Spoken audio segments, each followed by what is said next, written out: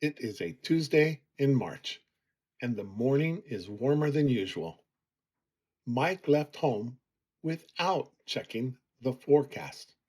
He is wearing a thick, dark blue sweater, a reasonable choice at 7 in the morning, he thought. By the time he steps off the elevator on the 14th floor, he already knows it was a mistake.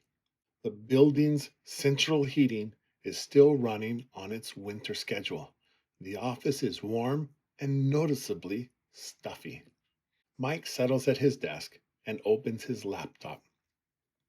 He tries to focus, but within a few minutes, he's shifting in his seat. He tugs at the collar of his sweater, looking for a little relief. It doesn't help much. He considers taking it off, but he has nothing underneath.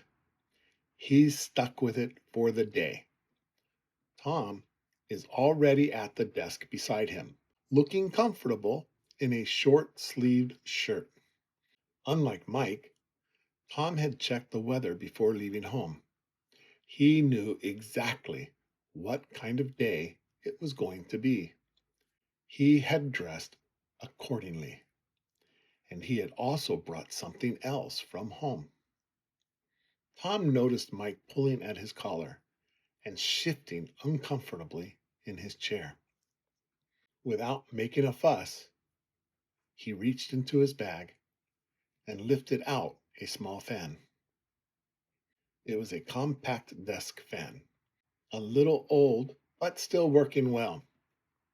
Tom had brought it from home today.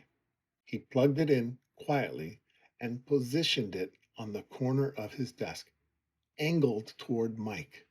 He switched it on. A steady stream of cool air blew toward Mike. Mike felt the change immediately.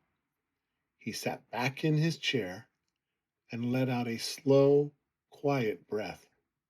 He glanced over at Tom. Tom was already looking at his screen, as if nothing had happened. Mike smiled to himself and turned back to his own work. The fan hummed steadily beside them. With the cool air helping, it was time for some quiet concentration. As the afternoon wore on, the temperature outside began to cool. A light breeze moved through the city. By late afternoon, the office felt noticeably more comfortable. The worst of the day was over. At 5:30, Mike shut down his laptop, gathered his things, and headed for the elevator. Outside, the evening air was cool and crisp. The temperature had dropped several degrees since morning.